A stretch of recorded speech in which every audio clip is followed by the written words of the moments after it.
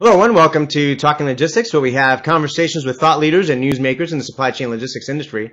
It's my great pleasure to welcome to today's program Matthew Menner, who is Senior Vice President of Strategic Account Management at Transplace. And today we're going to talk about taking the long view, the state of the transportation market. Now, we're almost just a couple of weeks away from the end of Q1 2016, and depending on how you look at the different indexes that are out there and different analysts and everything else, you might get some mixed signals in terms of what's happening with the transportation market. Either it's steady growth, or it's a shipper's market, or things are moving in the wrong direction. So a lot of different interpretations of what's going on, and certainly it's great to have with us Matt Menner on the program today. Obviously, he's in the front lines of this in his role at Transplace, talking to both shippers as well as carriers. And it's got a long and great history in the transportation industry. So great to get his perspective on what he's seeing and hearing out of the marketplace, and more importantly, what should shippers be doing about it or thinking about, in the weeks and months ahead. So great to have Matthew on the program. I just want to remind those of you that are joining us live today that part of our goal here at Talking Logistics is to make this conversational. So if you do have a question for Matt as we're having our conversation here, you can do so via the Submit a Question button. And I'll keep an eye on it. If it's a good and appropriate question, I'll certainly add it into the conversation. So with that, Matt, welcome to the program. Adrian, thanks very much. Pleasure to be here. Now, Matt, it's hard to believe that you and I know each other for many years. Yet this is your first time on Talking Logistics. So I don't know how you avoided that for so long. But one of the things I like to do when I have a guest on for the first time is to give our viewers a little bit of a perspective in terms of where our guest comes from, their experience, so on and so forth. So kind of before we dive into the topic at hand, why don't you briefly tell us a little bit about your career path, how and why you got involved in supply chain logistics, and what your current role and responsibilities are there at Transplace. Great, Adrian, thanks. And I think I've been relatively stealth in trying to avoid this until today. So you've done a good job in finally lassoing me in here. So, but it is a pleasure to be here, and we as Transplace deeply appreciate the opportunity to support your efforts. So how I got into this, my father, rest his soul, gave me a Jane's Container Ships of the World book is the 1980 version of that. So I would have been 13 years old, 12 years old or so. And, to some extent that started me down this kind of path of fascination with big machines that move stuff. And then I saw a truck early in my college career and thought, well, that's kind of fascinating. I should study that a little bit more. And one thing led to another. I've been in the industry for my entire professional career since 1990. I started with, St. Johnsbury Trucking Company. I went back to graduate school.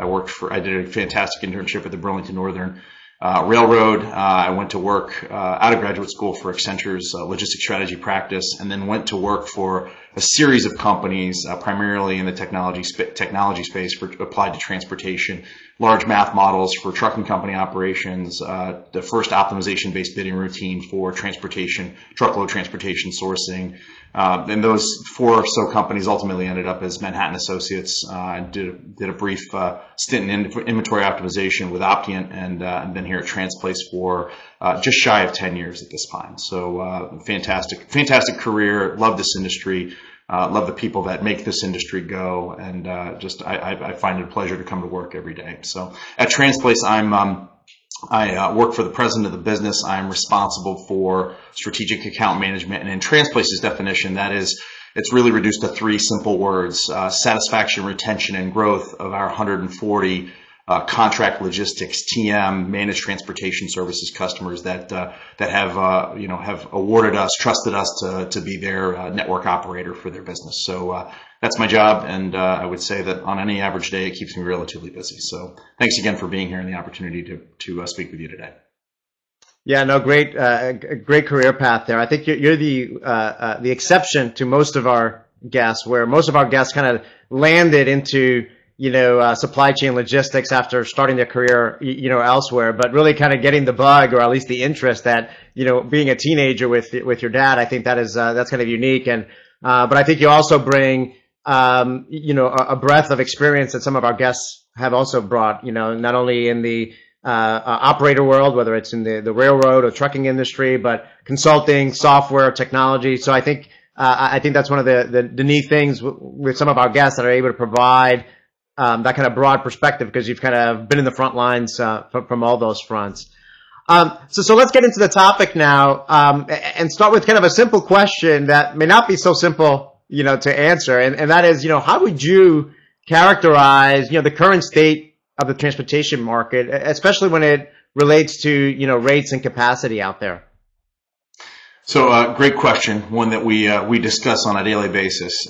We as Transplace, now, certainly, given some, the past number of years of success, manage, we have freight under management of about $6.5 billion on behalf of those 140 or so customers. We buy directly about $1.6 billion a year in the market as the contracting entity with the carriers, predominantly North American surface transportation modes. And, we continue to see it be an exceptionally favorable market for shippers at the current time. We would love to see rampant volume growth. That would be a good thing for us as American citizens, and and all the other good things that strong economic growth would bring to all of us at this point. We're not yet seeing that. Our customers are not seeing that. We serve 4 core vertical markets primarily. Consumer packaged goods, diversified manufacturing, process industries, chemical, and then retail, typically on the front end of the supply chain, suppliers to distribution centers. And without question, we continue to see the manufacturing and process industries down year over year in terms of shipment volume. So one could construe from that, are we at the onset of or nearing some sort of manufacturing recession at this point as demand softens? We see increasing amounts of volume actually accumulating in our customers' distribution center, which leads us also to believe that demand continues to be soft, right? So favorable time for a shipper that is in the market sourcing transportation services to move their product or their supplies, their raw material, direct material into manufacturing facilities, transfers, and certainly out to their customers. Right. Well, those of us that have been in the industry for a long time, we know that this market is always, cyclical, right? So what may be now kind of a shipper's market, if you will, can quickly turn into a carrier's market, down the road. And obviously, let's start with the shipper's perspective. I mean, you mentioned you work with a lot of shippers, a lot of different industries. I mean, how are they responding, to this environment when they see these signals that you talked about? Are they putting their freight out to bid? Are they kind of taking a wait and see attitude? I mean, what are some of the actions that they're taking, and what do you see as the leaders doing? Yep, great question. The majority of our customers, and certainly those that we support directly, have long ago moved to an annual cadence with respect to bidding their freight, right? So seldom do we see where a customer has not developed that type. I mean, that's applied best practice at this point, right? Kind of across the modes, you do a bid, you reset to market, right? You might be plus or minus market based on your operational requirements, your service requirements by your customers, so on and so forth. But so that's not a net new movement, right? We continue to see bid activity. We continue to see it be favorable in terms of savings to the shipper. One could say at softening of rates, and that means a reduction in potential revenue for the carrier.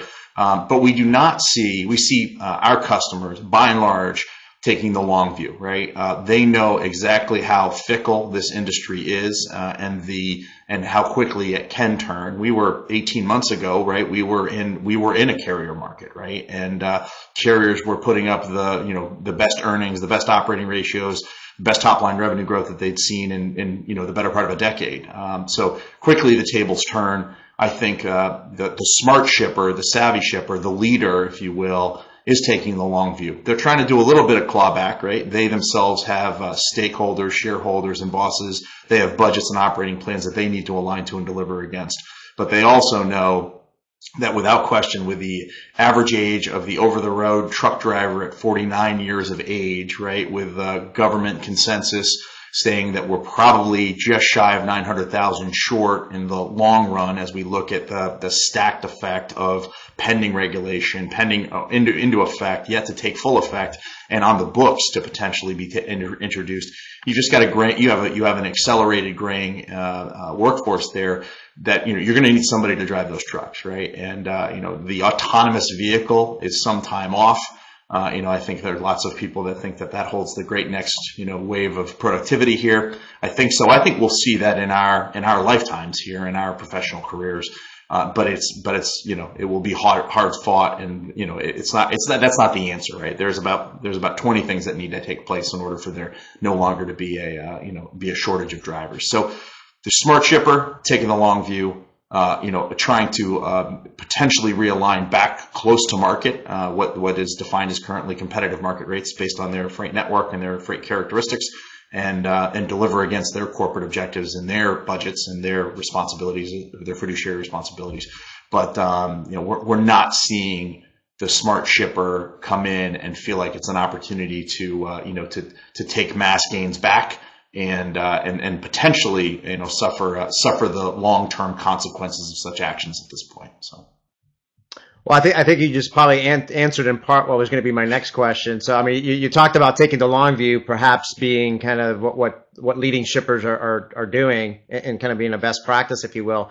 I mean, what's probably the biggest mistake that a shipper can do today? Is it kind of taking that short-term view and saying, hey, we're gonna put out a reverse bid out there and try to get the lowest rates possible right now? I would assume that obviously would be the one extreme.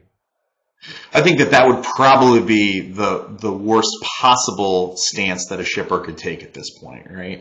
The carriers themselves have applied a level of mathematics, optimization routines, activity-based costing models to their operations that we've not seen in the previous 10 years, right? So they understand who are their preferred shippers, who do good work with them, who value their resources and assets, their driver, their equipment, their trailing equipment, their power, and they're the ones that they want to do the business with. And without question, the profitability of that freight comes into direct consideration as they determine, how they allocate those finite resources, whose freight they want to haul. I had the fortune of moderating a panel at RILA 2 weeks ago in Dallas.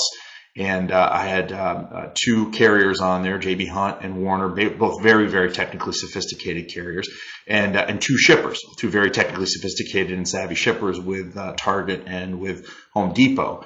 And without question, they all talked about the long view. They all talked about partnership. They all talked about the importance of understanding operational inefficiencies that existed on both sides of the equation, and how they effectively did root cause analysis to drive that out. And both of the carriers were more than forward enough to share their relative scorecards, fictitious with data, but you certainly could understand how they were looking at the shipper's business with a level of financial and mathematical acumen that did not exist 20 years ago. So the right shipper wants to take the long view. The right carrier wants to take the long view.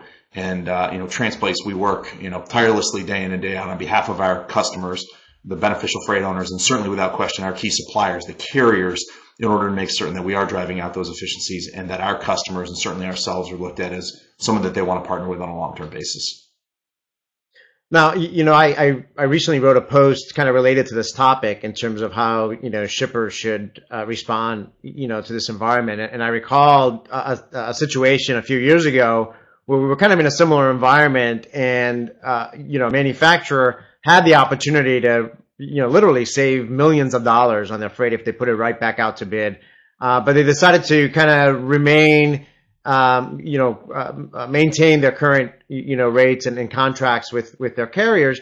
But it took a lot of discipline, right? Because I mean, if you're getting, pressure from your CFO and your CEO to kind of continue to squeeze, costs out of your operations and find ways to do that, and that opportunity is sitting there. And I would, I think a similar type of thing would be on the carrier side if there's an opportunity to, increase rates or so forth when the market swings in the other direction.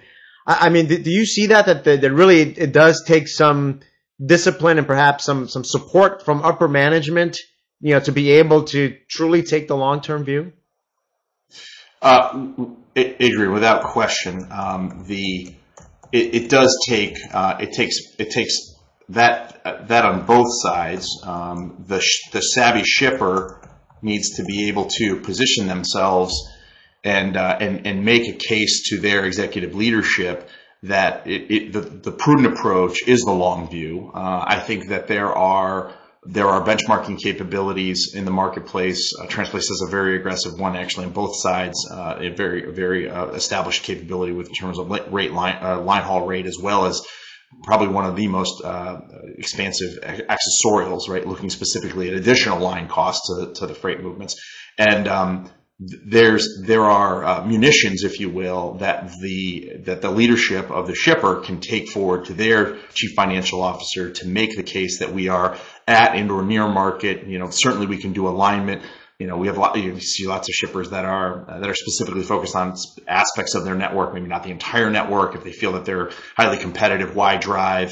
Or they're market competitive, why drive the risk in inherent change in a routing guide if the business is running well at this point. So I think that the capable shipper that understands their business and understands the market, either through their own experience firsthand, their networks, their relationships, these additional third-party data sources that are available, content sources that are available, they're making the case to their executive leadership around the right choice, and not to go, not to potentially allow the, strategic sourcing people to come in and see this just as another commodity that, in a depressed market where supply exceeds demand at the current time, fundamental economics, it's time to go for the jugular, right? Which could have lasting effect, because at the end of the day, you can make a fantastic product, but unfortunately, if you can't move the raw material into the manufacturing facility or the finished product to the customer, you got a fantastic product that's sitting in the middle of nowhere. So.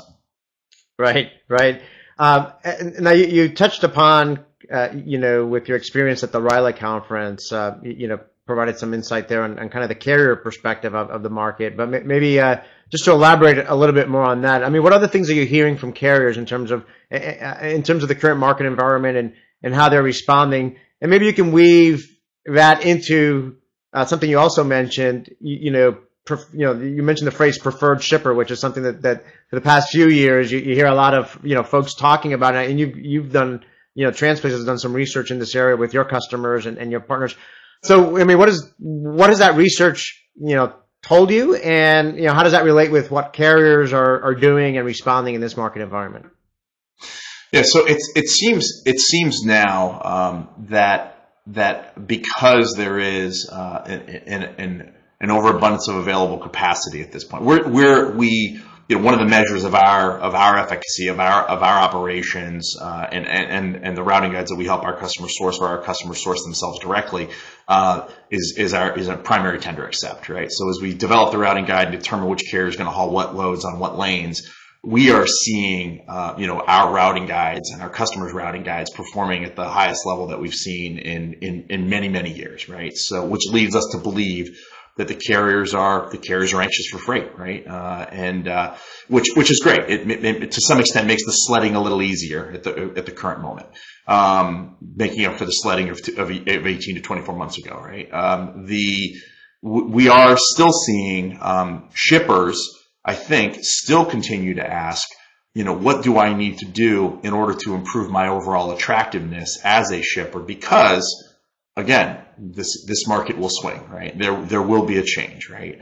The shippers on the panel specifically cited examples of initiatives that they'd undertaken in terms of just receiving processes, gate check-in and check-out processes, the ability for more timely and effective yard checks of the trailing equipment of the carrier to determine what's empty, what's loaded, focus on driver amenities to some extent, but that's something that we've all talked about and focused on for years. Transplace is we're kind of into our second version of shipper of choice, specifically directed by our customer advisory board, who you've had the pleasure of interacting with in the past.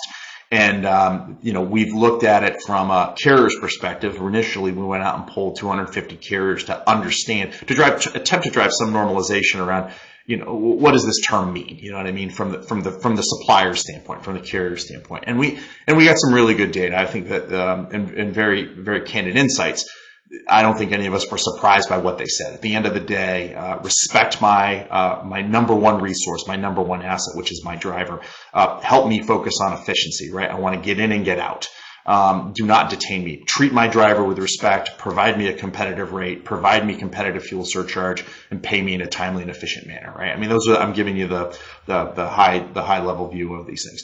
After that, we presented that to our customers. They actually said, help us to understand what I get for that, right? If I do those things, if I score at the high end of the curve, what does that mean quantitatively? Does that mean I get an extra 20% surge capacity at a constant routing guide rate when all of a sudden my Atlanta facility is producing additional product that needs to move in the network? Does that keep me out of a deadhead compensation situation with a carrier? Does that keep me off of going to the second, third, fourth carrier that's got a cost spread associated with it? Does that keep me off of the spot?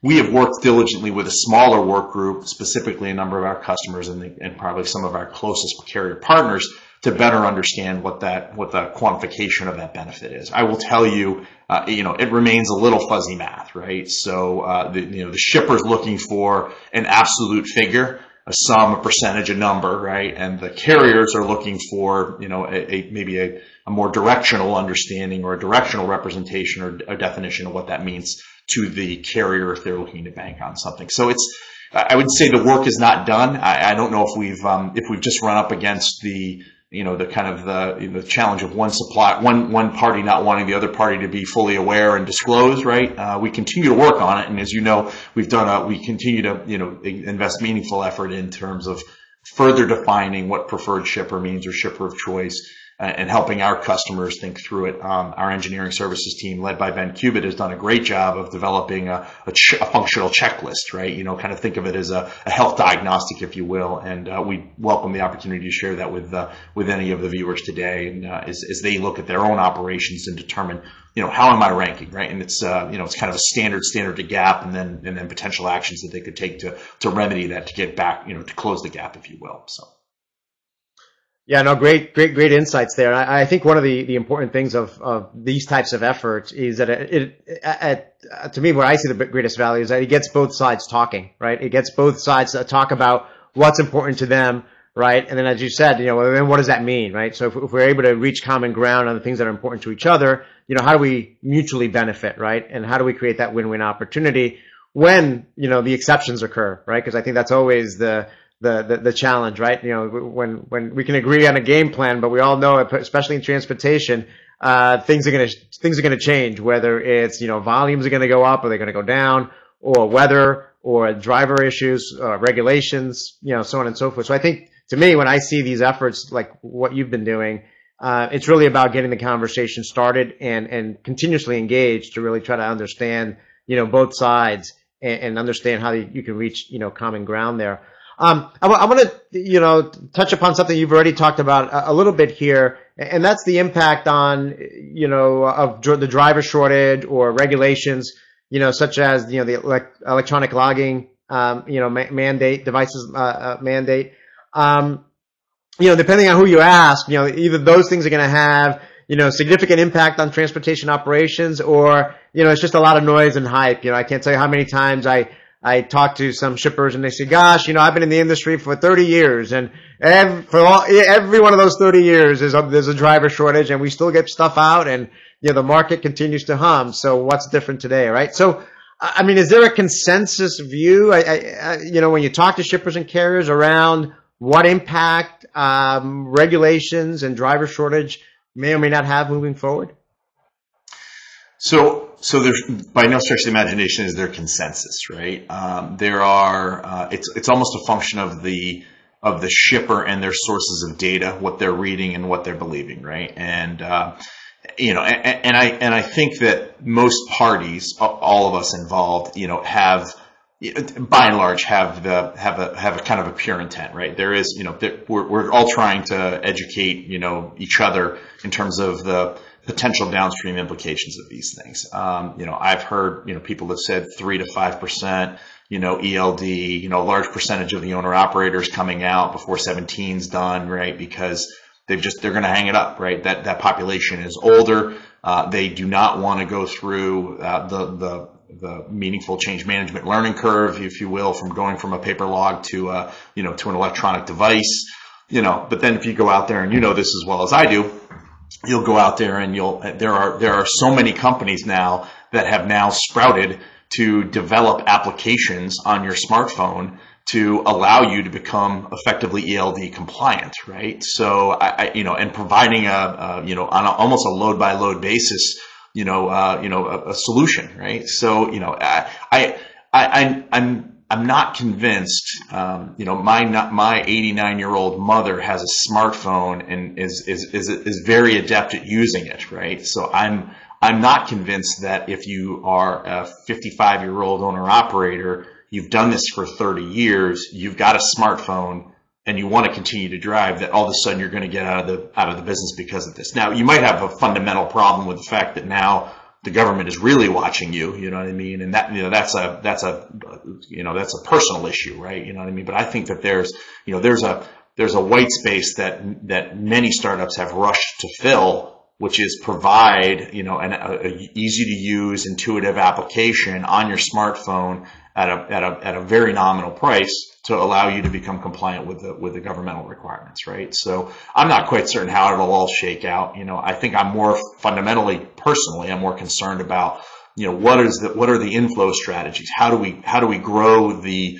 pool of drivers, right? The retirement will always happen, right? There will always be attrition, right? Local economy comes back, people are going to go find a trade job, they're not going to want to drive over the road. But, is it a combination of wage, respect, quality of life, reasonableness of a healthy lifestyle while you're on the road, right? And then also I think it's to some extent is how do we look at the population that is coming up that are not destined for college, that are potentially destined for a trade job, and how do we make this an attractive life? How do we, Carrier's been working on this for years, right? There's the military recruitment aspect of it. There are great carriers out there that provide, the company driver the opportunity to actually lease and ultimately purchase their own equipment and become an independent owner operator, contracted back to that carrier. So there's lots of strategies here to try and, the carriers, this is a core problem to them, right? They're not going to have labor to run their businesses. So, I think that, looking at the front end, looking at how do we grow the inflow, the pool of drivers is probably, in my own simple mind, where we really should focus our attention and start, right? And again, there's no single silver bullet to any of this. There's 20 right things that need to be done, and it's going to require multiple parties, including the government, to consider, is it really required, it is an absolute hard requirement for it to be, 21 to get your CDL. Most carriers want you to have at least 2 years over the road driving experience. They're not showing up, at a Schneider or a Swift or a Hunt until they're 23 years old, right? And if you are 18, graduating from college or from high school, if you've made it through, you're going to have some very understanding parents that you're going to tell mom and dad, I need to play Xbox until I'm 21 in order to get my CDL, and then I got to get a training job at the local carrier, and then I'm going to go become a truck driver. Is that okay if I crash on the couch here and and drink some Mountain Dew and play Xbox, right? So I won't allow my 5.5-year-old to plan on that anytime soon, right? And you probably won't allow any of your kids to do either. So I think there's all sorts of problems that we're facing. That's one of the challenges in this industry. It's what makes it interesting, I think, for all of us that participate in it, and no easy answer. But I'm certain if we put our heads together collectively, we can come up with some offsetting strategies to allow the freight to ultimately still move, well beyond when you and I are no longer in the industry.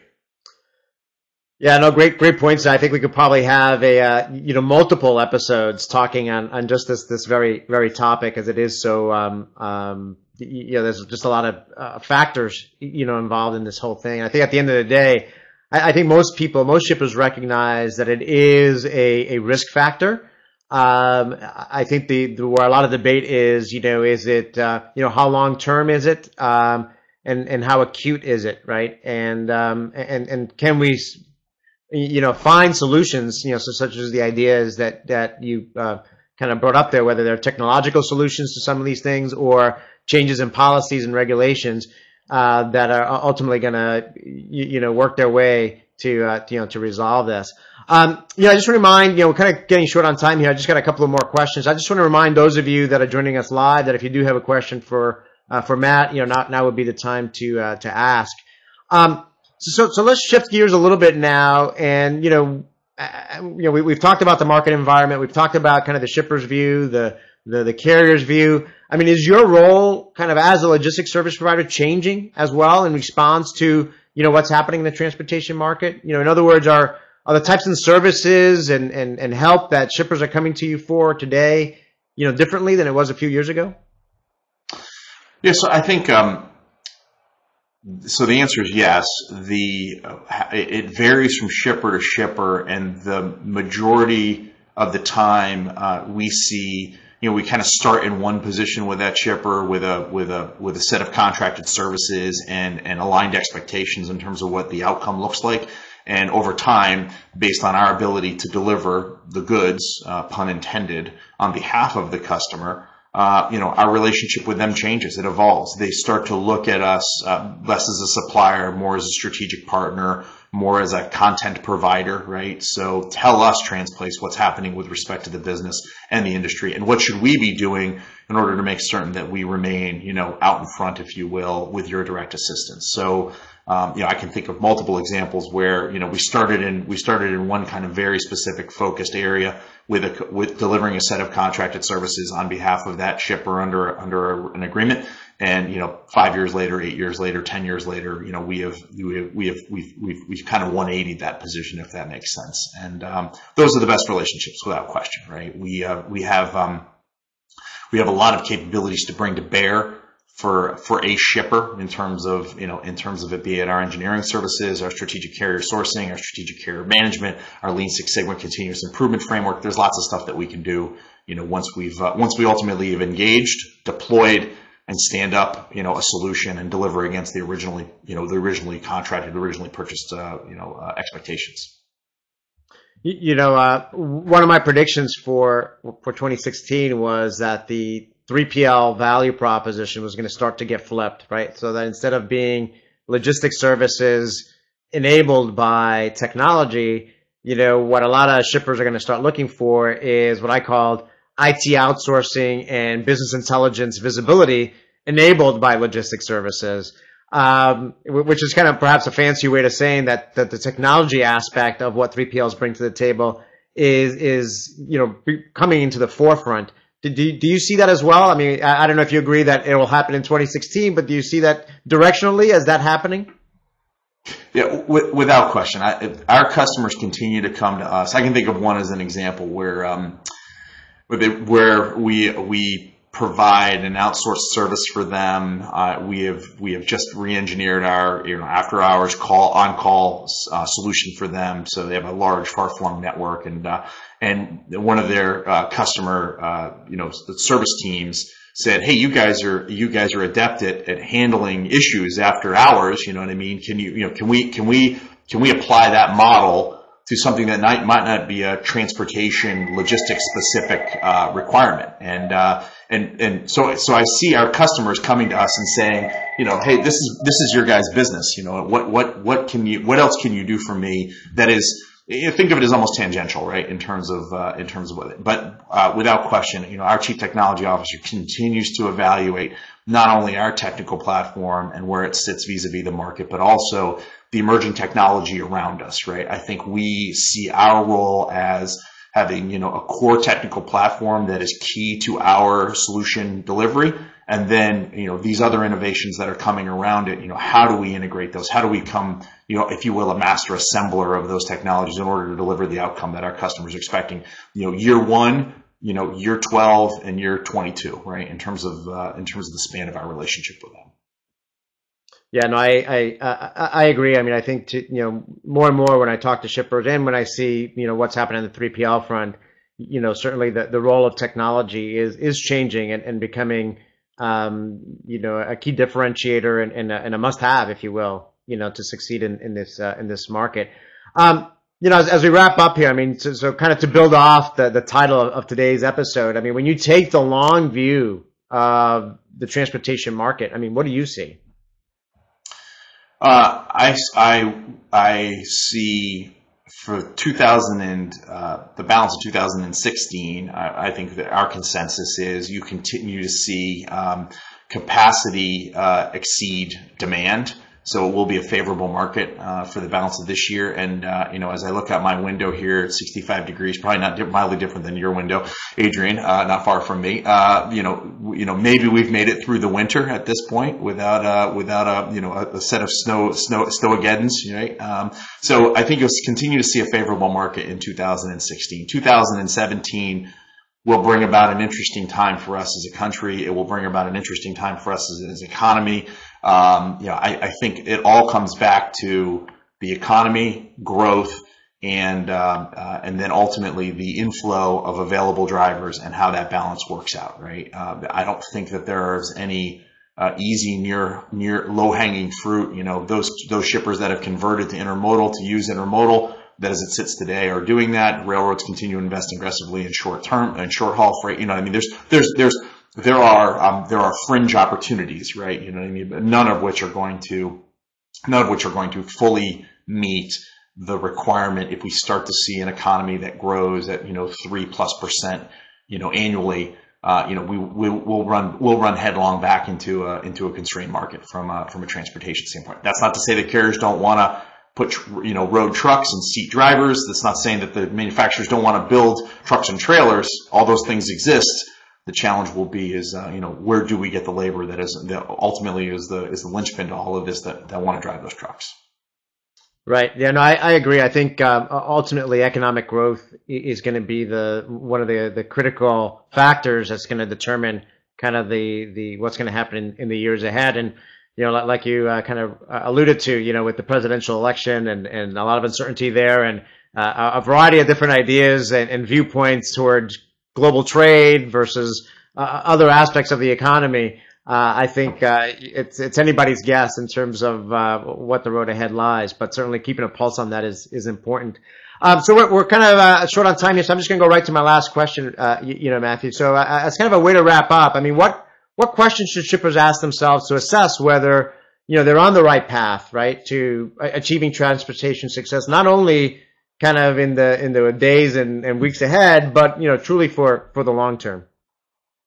So I think our so I would say have a strategic plan and vision for what you want your transportation to be 3 to 5 years forward. Our most savvy customers take a long view, not only from a current rate contracting situation, but have they developed the right relationships with the right carriers? One of our customers is probably the most adept at understanding the underpinnings of the carriers that they partner with, their finances, their ownership structure, their succession planning. I mean, they've taken the game to another level, right? And